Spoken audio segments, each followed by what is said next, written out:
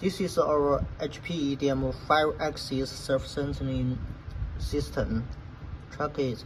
This vise length is 150 mm. The wide is 75 mm. This one is also, the length is 100 mm. The wide is 75.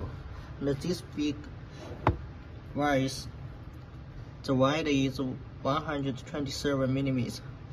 This is 150 mm. Clip range up to 120 mm. The servo precision up to 0.02 mm. This is exchange adapter pallet. How to use it?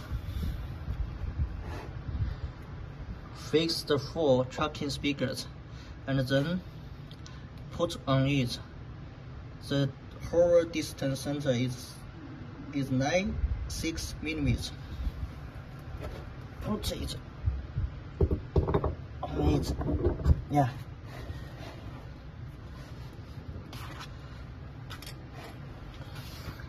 And then use the wrench.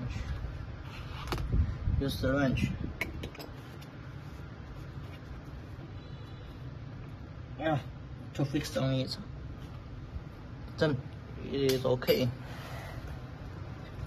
Yeah. Thank you.